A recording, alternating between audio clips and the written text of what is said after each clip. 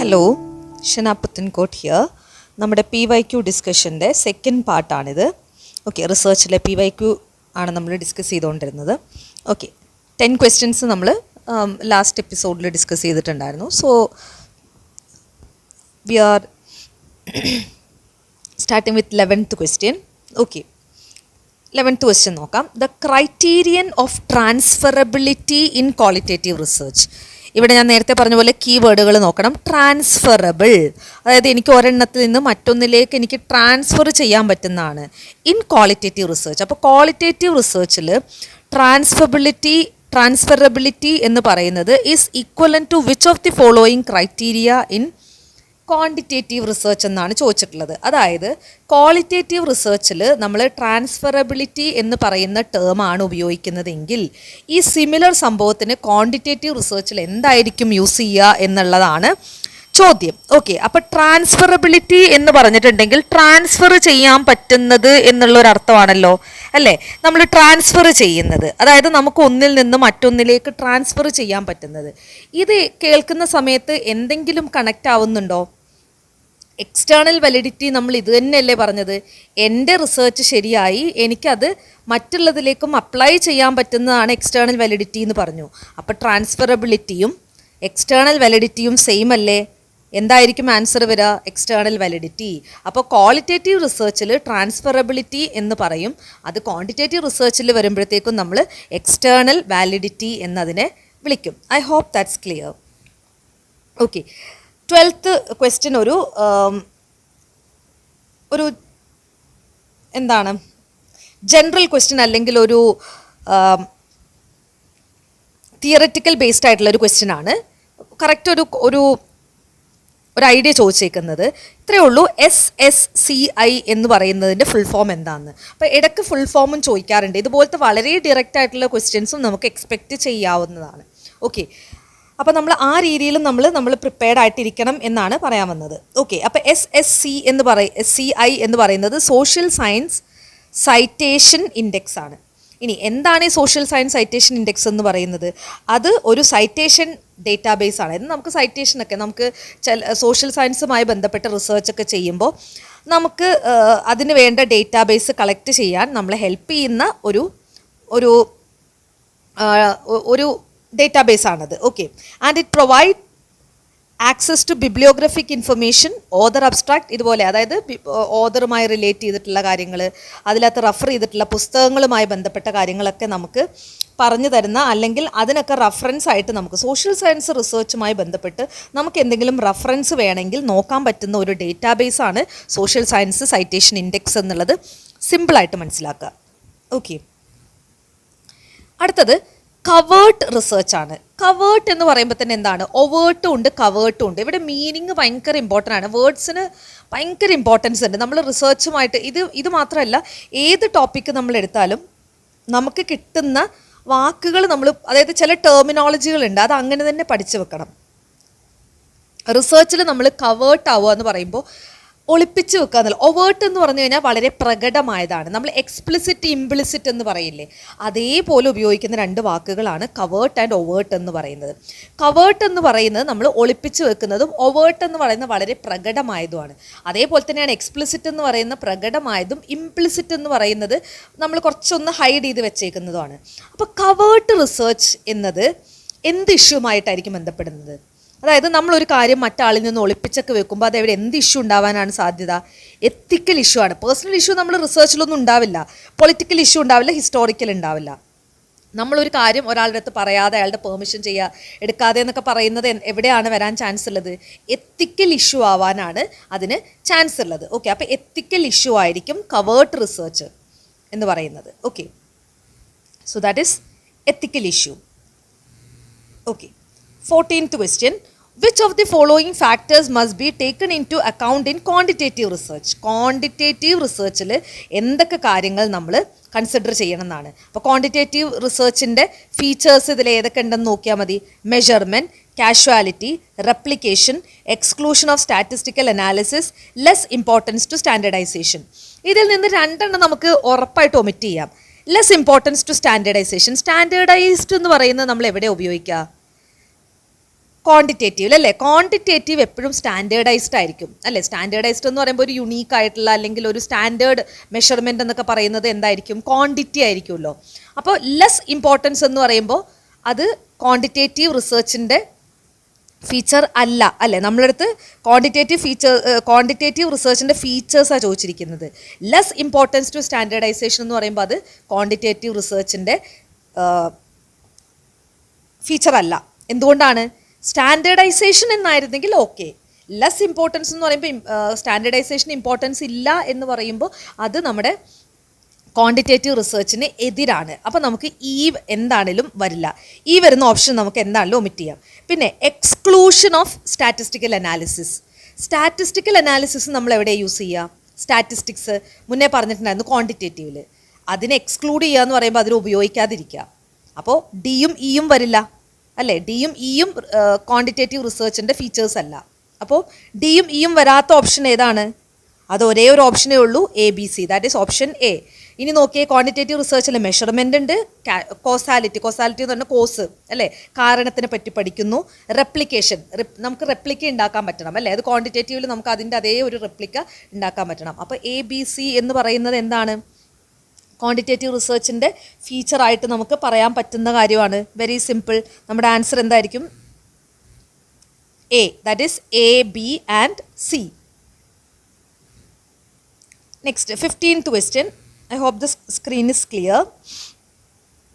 When selection procedure is biased എന്ന് പറയുമ്പോൾ പക്ഷഭേദം ഉണ്ടാവും അല്ലേ? നമ്മൾ എടുക്കുന്ന സെലക്ഷൻ പ്രൊസീജിയർ ബയസ്ഡ് ആയാൽ taking A large sample will reduce the bias. ഞാൻ വലിയ സാമ്പിൾ എടുക്കുന്നതുകൊണ്ട് എൻ്റെ ബയസ് കുറയും. അതായത് ഞാനിപ്പോൾ 10 പേരുള്ള ഒരു ക്ലാസ്സിൽ നിന്ന് എനിക്ക് 2 കുട്ടികളെ സെലക്ട് ചെയ്യണം. അപ്പോൾ എനിക്ക് ഇഷ്ടപ്പെട്ട 2 കുട്ടികളെ ഞാൻ സെലക്ട് ചെയ്യുകയാണ്. അതിപ്പോൾ 10 പേരാണെങ്കിലും 100 പേരാണെങ്കിലും ഞാൻ എനിക്ക് ഇഷ്ടപ്പെട്ട കുട്ടികളല്ലേ സെലക്ട് ചെയ്യുള്ളൂ. അപ്പോൾ ബയസ് എന്ന് പറയുന്നത് ഒരിക്കലും സാമ്പിൾ സൈസ് കൂട്ടിയതുകൊണ്ട് ബയസ് മാറില്ല അല്ലേ? അതായത് ഇപ്പോൾ എനിക്ക് 2 പേരെ സെലക്ട് ചെയ്യണം, ഞാൻ ബയസ്ഡ് ആവുകയാണെങ്കിൽ എനിക്ക് ഇഷ്ടപ്പെട്ട ആളുകളായിരിക്കും ഞാൻ സെലക്ട് ചെയ്യുന്നത്. അതിപ്പോൾ 10 പേരുള്ള സാമ്പിളിൽ നിന്നാണെങ്കിലും 100 പേരാണെങ്കിലും 1000 പേരാണെങ്കിലും എനിക്ക് എൻ്റെ താല്പര്യം അനുസരിച്ചുള്ള ആളുകളല്ലേ സെലക്ട് ചെയ്യുള്ളൂ. അപ്പോൾ അതുകൊണ്ട് സാമ്പിൾ സൈസ് കൂടുന്നത് കൊണ്ട് എന്ത് ചെയ്യുന്നില്ല, ബയസ് റെഡ്യൂസ് ചെയ്യാൻ പറ്റില്ല എന്നുള്ള കാര്യം മനസ്സിലാക്കാം. സോ ഫസ്റ്റ് സ്റ്റേറ്റ്മെൻറ്റ് എന്താണ്? ഇൻകറക്റ്റ് ആണ് അല്ലേ? ഇനി സെക്കൻഡ് സ്റ്റേറ്റ്മെൻറ്റ് നോക്കാം. In A normally distributed data എന്ന് പറയുമ്പോൾ ഞാൻ മുന്നേ പറഞ്ഞിട്ടുണ്ട്, അതായത് ഓൾമോസ്റ്റ് എല്ലാ ഇൻഡിവിജ്വൽ യൂണിറ്റുകളും മീനിനോട് ചേർന്ന് കിടക്കുന്നതിനെയാണ് നോർമലി ഡിസ്ട്രിബ്യൂട്ടഡ് ഡേറ്റ എന്ന് പറയാം അല്ലേ? The chances of individual observed values diverting more than 3 times the standard deviation from mean value are very less. ഇത് കുറച്ച് കോംപ്ലിക്കേറ്റഡ് ആയിട്ടൊക്കെ തോന്നും, പക്ഷേ സിമ്പിളാണ്. ഇത്ര അതിനകത്ത് പറഞ്ഞിട്ടുള്ളൂ.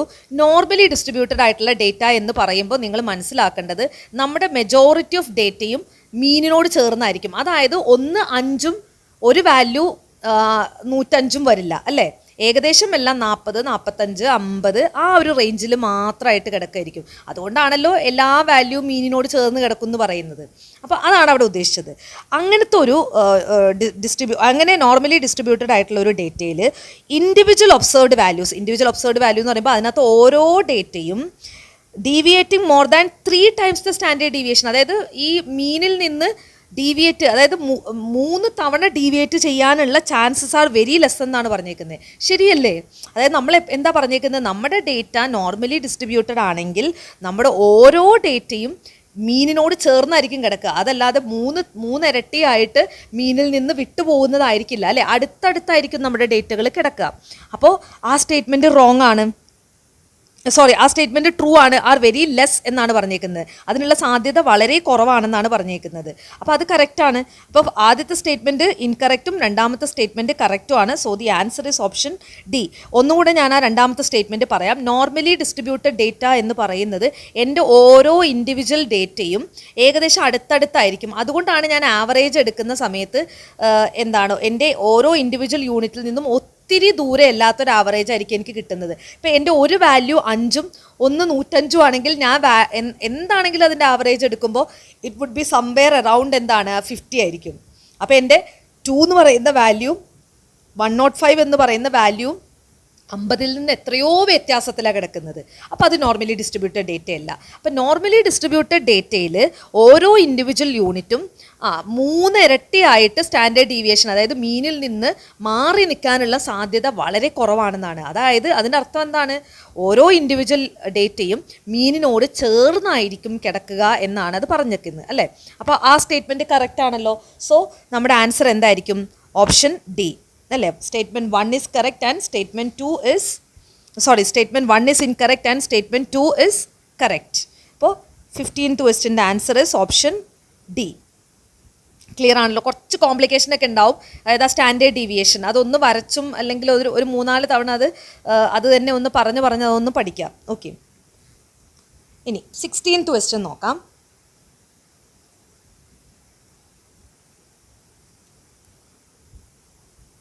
Which research method is use to identify cause effect relation? Cause effect എന്ന് കേൾക്കുമ്പോൾ തന്നെ നിങ്ങൾ മനസ്സിലേക്ക് വരേണ്ടത് എന്താണ്? എക്സ്പെരിമെൻ്റൽ. വേറെ ഒന്നും ആലോചിക്കേണ്ട. കോസ് ഇഫക്റ്റ് എന്ന് പറയുമ്പോൾ എക്സ്പെരിമെൻ്റൽ റിസർച്ച് ആയിരിക്കും അത്. വേറെ ഒന്നും അതിനകത്ത് ചിന്തിക്കാനില്ല. ഓക്കെ, ഇനി 17th ക്വസ്റ്റ്യൻ നോക്കാം. In studies involving human subjects, there could be short or long-term changes in participants because of psychological changes like boredom and fatigue. അതായത് മനുഷ്യർ സബ്ജക്റ്റായിട്ട് വരുന്ന പഠനങ്ങളിൽ എന്തിനൊക്കെ സാധ്യതയുണ്ട്? ഷോർട്ട് ടേം ലോങ് ടേം ചേഞ്ചുകൾ. അതായത് മനുഷ്യർ സബ്ജക്റ്റായിട്ട് വരുന്ന റിസർച്ച്, അതായത് മനുഷ്യരെ വെച്ചിട്ടാണ് നമ്മളൊരു റിസർച്ച് ചെയ്യുന്നതെങ്കിൽ എന്തൊക്കെ സാധ്യതയുണ്ട്? ചില ഷോർട്ട് ടേം ലോങ് ടേം ചേഞ്ചുകൾക്ക് സാധ്യതയുണ്ട്. എന്താണ് ആ short term long term change എന്ന് പറയുന്നത്? Changes like boredom and fatigue. Boredom എന്ന് വെച്ച് കഴിഞ്ഞാൽ കുറേ കഴിയുമ്പോൾ നമുക്ക് ബോറടിക്കാൻ സാധ്യതയുണ്ട്. അപ്പം മനുഷ്യരെ സബ്ജക്റ്റായിട്ട് എടുക്കുമ്പോഴാണ് ആ ബോറടി വരുന്നത്. അപ്പോൾ ഒരു മെഷീനിലാണ് നമ്മളൊരു കാര്യം ചെയ്യണമെന്നുണ്ടെങ്കിൽ മെഷീന് പറയുമില്ല ബോറടിച്ചു നമുക്കിനി നാളെ ചെയ്യാം എന്ന് പറയില്ല. മനുഷ്യരെ വെച്ചിട്ടാണ് നമ്മൾ റിസർച്ച് ചെയ്യുന്നതെങ്കിൽ നമ്മളിപ്പോൾ അവരുടെ അടുത്ത് ക്വസ്റ്റ്യൻസ് ചോദിച്ചുകൊണ്ടിരിക്കുക. അപ്പോൾ അവർ പറയും ഇനി മതി നാളെ ചെയ്യാമല്ലേ എന്ന് പറയാം. അപ്പോൾ ബോർഡം ഫെറ്റീഗ് ഒക്കെ മനുഷ്യർ സബ്ജക്റ്റായിട്ട് വരുന്ന റിസർച്ചിൽ ഉണ്ടാവാൻ സാധ്യതയുള്ള കാര്യങ്ങളാണ്. This would constitute which of the following threats to internal validity? അങ്ങനെ അത് ഏത് ത്രെറ്റിനെയാണ് അത് കാരണമാവാന്നാണ് ചോദിച്ചിട്ടുള്ളത്. എന്തായിരിക്കും അത്? Maturation threat. എന്തുകൊണ്ട് ഹിസ്റ്ററി ആയില്ല? ഹിസ്റ്ററി എന്ന് പറയുമ്പോൾ കാലഘട്ടം മാറുന്നതിനനുസരിച്ച് ഉണ്ടാവുന്ന ചേഞ്ചാണ്. മനുഷ്യരിൽ ഉണ്ടാവുന്ന ചേഞ്ചിനെയാണ് മെച്ചുറേഷൻ എന്ന് പറയുക, അല്ലേ? ഇപ്പം 2015 മുതൽ 2025 2 കാര്യങ്ങൾ നമ്മൾ പഠിക്കുമ്പോൾ ആ 2015 നിന്ന് 25 ആയപ്പോഴത്തേക്കും ഉണ്ടായിട്ടുള്ള മാറ്റങ്ങൾ, ഫിസിക്കലായിട്ടുള്ള മാറ്റങ്ങളാണ് ഹിസ്റ്ററി ത്രെറ്റ് എന്ന് പറയുന്നത്. അതേസമയം മെച്ചുറേഷൻ ത്രെറ്റ് എന്താണ്? മനുഷ്യർ ഇൻവോൾവ് ആവുമ്പോൾ അവരിലുണ്ടാവുന്ന ചില മാറ്റങ്ങളാണ്. അതായത് 15 വയസ്സുണ്ടായിരുന്നപ്പോഴുള്ള കുട്ടിയും നമ്മൾ അവരെ ഒരു 5 വർഷം അല്ലെങ്കിൽ 10 വർഷം കഴിഞ്ഞിട്ട് അവരെ പഠിക്കുമ്പോൾ അവർക്ക് 25 വയസ്സായി. അപ്പോൾ അവരിൽ ഉറപ്പായിട്ടും മെച്ചുറേഷൻ ഉണ്ടാവും, അല്ലേ? അല്ലെങ്കിൽ അവർ മെച്ചുവേർഡ് ആവും. അപ്പോൾ ഉണ്ടാവുന്ന ത്രെറ്റാണ് മെച്ചുറേഷൻ ത്രെറ്റ് എന്ന് പറയുന്നത്. രണ്ടും മാറിപ്പോകരുത്. കാലം മാറുന്നതിനനുസരിച്ച് ഫിസിക്കലായിട്ട് ഉണ്ടാകുന്ന ചേഞ്ചാണ് ഹിസ്റ്റോറിക്കൽ ത്രെറ്റ് എന്ന് പറയുന്നത്, ഹിസ്റ്ററി ത്രെറ്റ് എന്ന് പറയുന്നത്. അതേസമയം കാലം മാറുന്നതിനനുസരിച്ച് മനുഷ്യരിലുണ്ടാവുന്ന ചേഞ്ചുകളാണ് മെച്ചുറേഷൻ ത്രെറ്റ് എന്ന് പറയുന്നത്. അപ്പോൾ നമുക്കിവിടെ ഏതാണ്? മെച്ചുറേഷൻ ത്രെറ്റാണ് ആൻസർ ആയിട്ട് വരിക എന്നുള്ള കാര്യം ഓർക്കാം. ഓക്കെ, ഇനി 18th question. A major limitation of the postal questionnaire survey.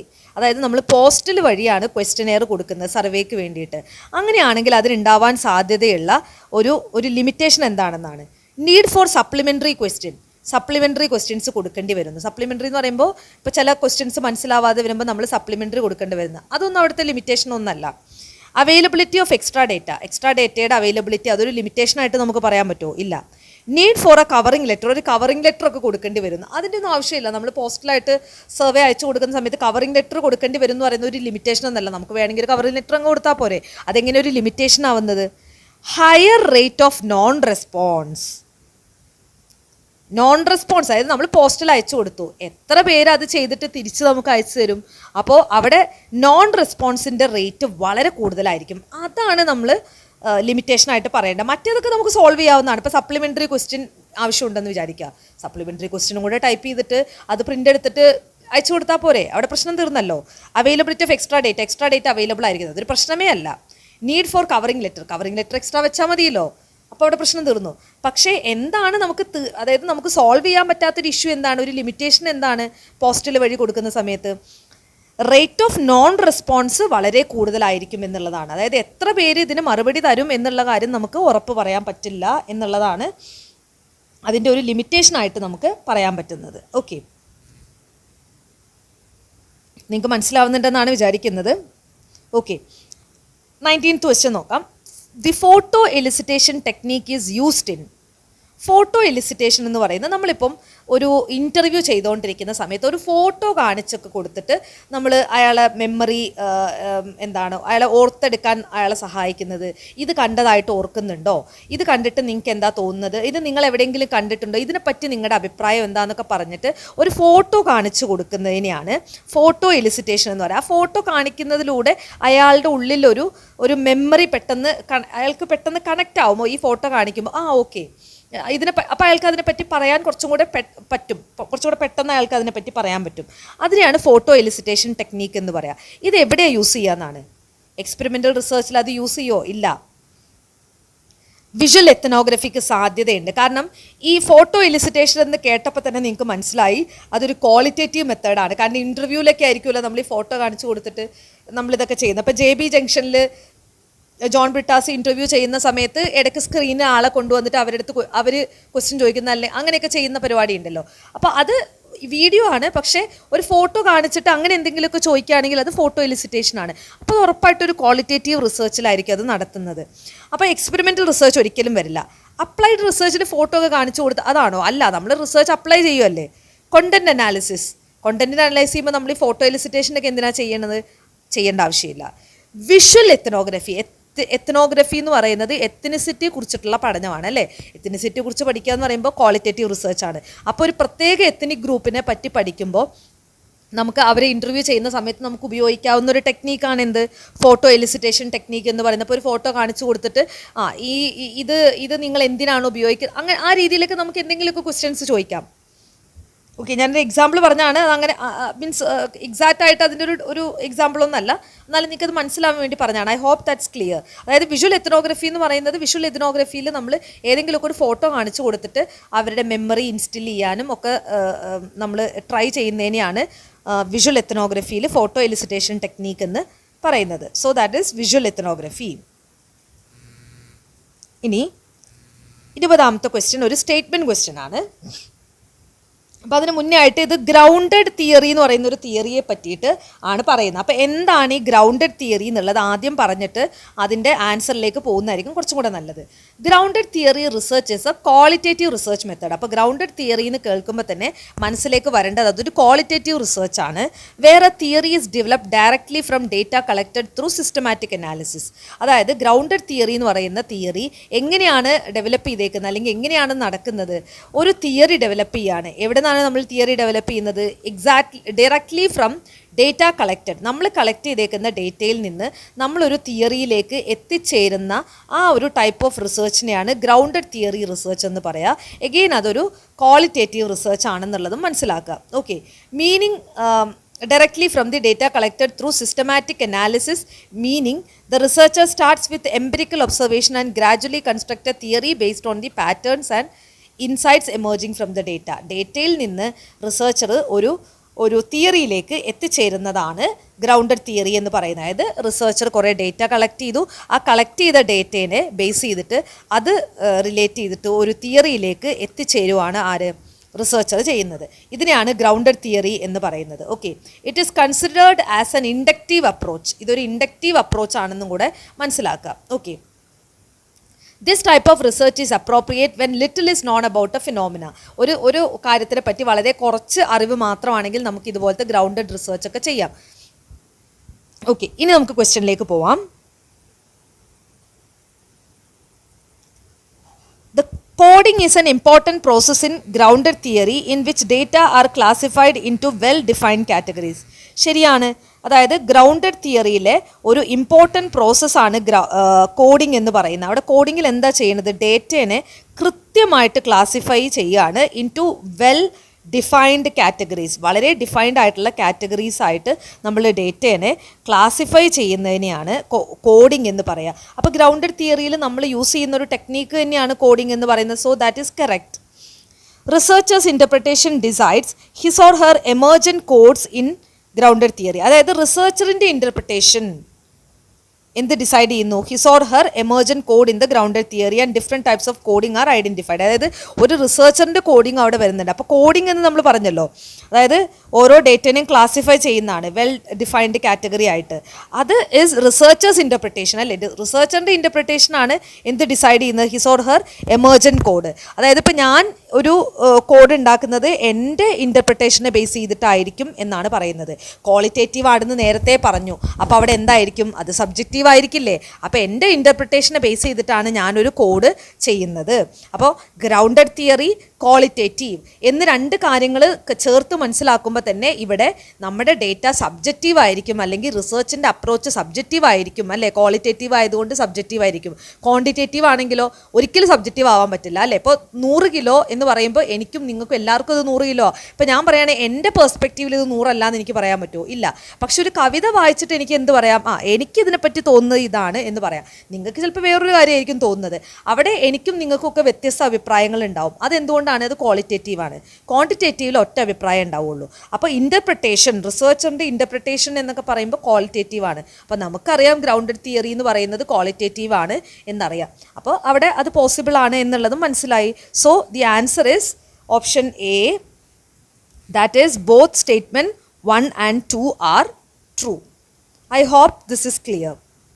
അപ്പോൾ ക്വസ്റ്റ്യൻസ് നമ്മൾ വളരെ കെയർഫുള്ളായിട്ട്, വളരെ ഇൻഡെപ്തായിട്ട് തന്നെ മനസ്സിലാക്കണം. ഓരോ വേർഡും കൗണ്ട്സ്, ഭയങ്കര ഇമ്പോർട്ടൻ്റ് ആണ്. വേർഡിൻ്റെ മീനിങ് അതെല്ലാം കൃത്യമായിട്ട് അനലൈസ് ചെയ്തതിന് ശേഷം മാത്രം ആൻസറിലേക്ക് എത്തുക എന്നുള്ളതാണ്. Okay, so thank you so much. Will meet with another session. റിസർച്ചിൻ്റെ തന്നെ PYQ കണ്ടിന്യൂവേഷൻ ഉണ്ടാവും. ഓക്കെ.